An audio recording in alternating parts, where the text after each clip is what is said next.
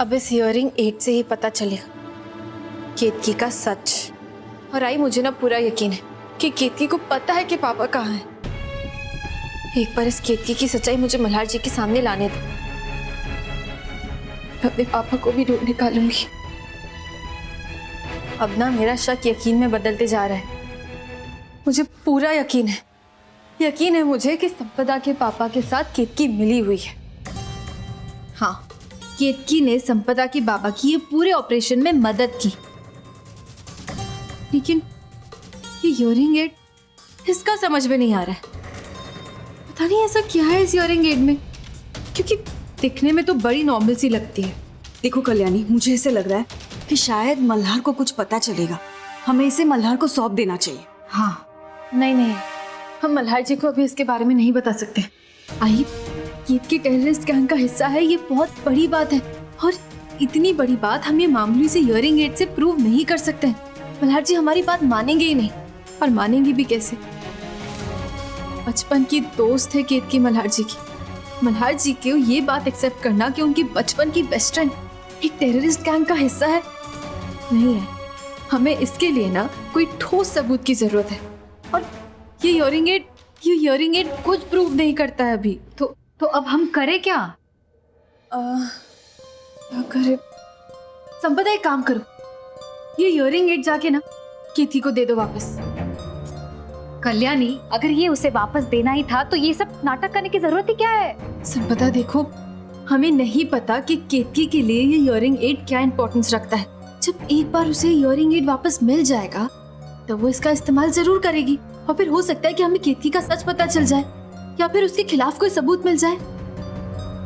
शायद तुम ठीक ही कह रही हो। वैसे केतकी है कहाँ? वो सार्थक जी उससे मिलने आए थे, शायद उन्हीं के साथ होगी। संपदा देखो, एक बात का ध्यान रखना होगा, कुछ भी करके तुम्हें केतकी को ऐसा महसूस नहीं करवाना है कि तुम्हारे लिए आई से ये हियरिंग एड वापस लाना बहुत आसान था, बिल्कुल भी नहीं। और प्लीज, हम तीनों के अलावा ये बात किसी को भी नहीं पता चलनी चाहिए। केतकी टेररिस्ट गैंग का हिस्सा है, ये बहुत बड़ी बात है, और ये बात हम तब तक मल्हार जी या किसी और को नहीं बता सकते जब तक हम पापा को वापस नहीं ढूंढ लेते। चिंता मत करो कल्याणी।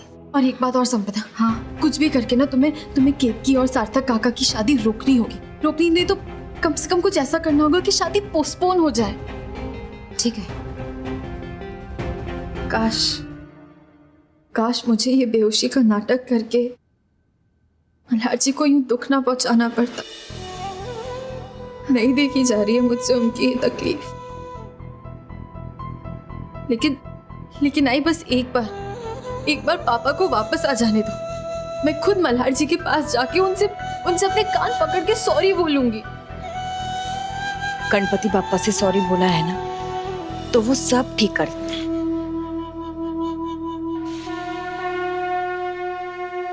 ये शंख की आवाज है ना? कोई त्योहार है क्या आज? हाँ कल्याणी, आज जन्माष्टमी की रात है। मुझे घर की सारी तैयारियां भी करनी है। अवसायब आज पूरी रात मंदिर में बैठने वाली है। अतुल की वापसी के लिए वो प्रार्थना करने वाली है। आई, देखना, अवसायब की प्रार्थनाएं ना जरूर एक्सेप्ट करेंगे गणपति बाप्पा, और पापा वापस आ जाएंगे। ढूंढ लेंगे हम उन्हें।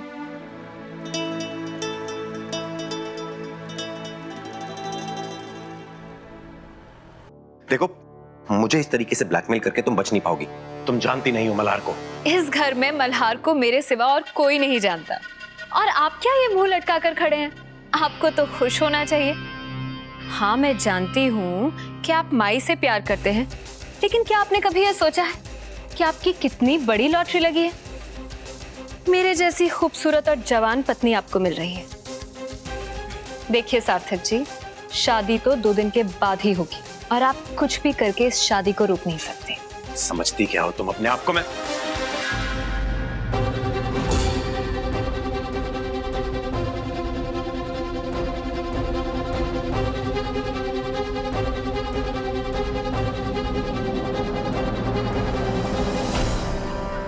अच्छा है,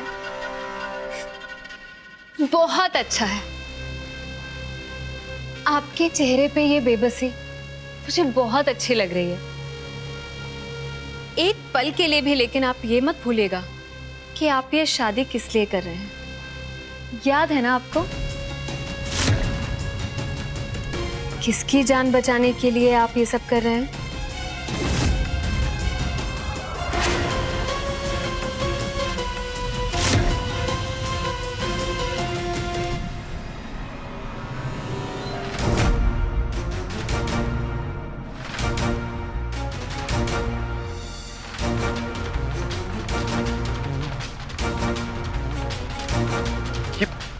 क्या है ये सब? तुमने मुझसे कहा था कि अगर मैं तुम्हारी बात मानता हूं तो अतुल को कुछ नहीं होगा।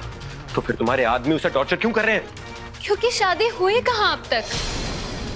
जब तक फेरे नहीं हो जाते तो आपको डराने के लिए ये वीडियोस तो बनाने ही पड़ेंगे ना। अरे मुझे समझ में नहीं आ रहा है मैं क्यों। अरे मुझसे शादी करके क्या मिलेगा तुम्हें? सार्थक जी, आपसे शादी करने का तो कोई प्लान ही नहीं था। वो तो असल में हुआ ये कि मुझे समझ ही नहीं आया मल्हार को एकदम से होश आ कैसे गया। केतकी, क्या है ये सब? मल्हार को कुछ बोलने के लिए तो चाहिए था ना मुझे। आपका नाम मुंह पर आ गया तो मैंने बोल दिया, और मेरे आदमी वहीं खड़े थे, इसीलिए वो आ गए आपके पास ब्लैकमेल करने। जैसे केतकी मैडम बोल रही हैं, अगर वैसे नहीं किया तो अतुल अपने जान से हाथ धो बैठेगा।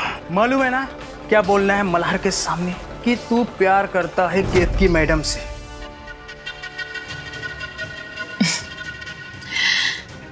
कल्याणी के बाबा हमारे पास से भाग गए थे, इसीलिए मुझे उन पर गोली चलवानी पड़ी ताकि वो मेरा राज माई और आओ साहिब के सामने खोल न दे।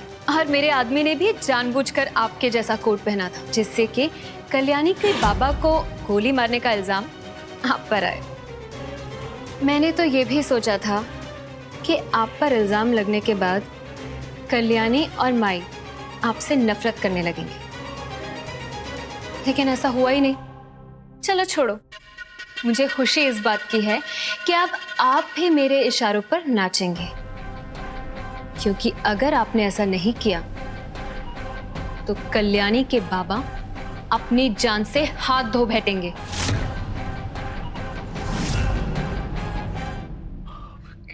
केतकी देखो,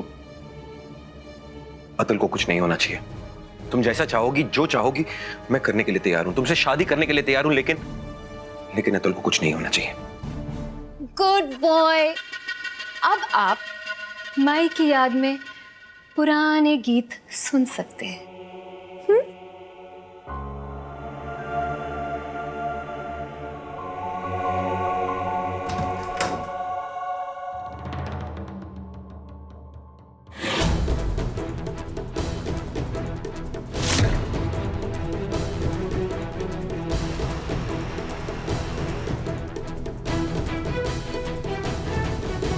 सार्थक जी, अगली बार जब आए तो शेव करके आइएगा।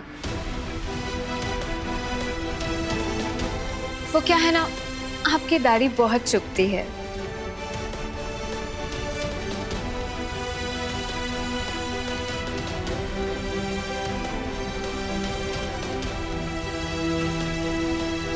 अरे माई, माई आप यहाँ क्या कर रही हैं? हम दोनों की जासूसी कर रही थी। अनुप्रिया जी, कल्याणी को होश है? अब तक नहीं।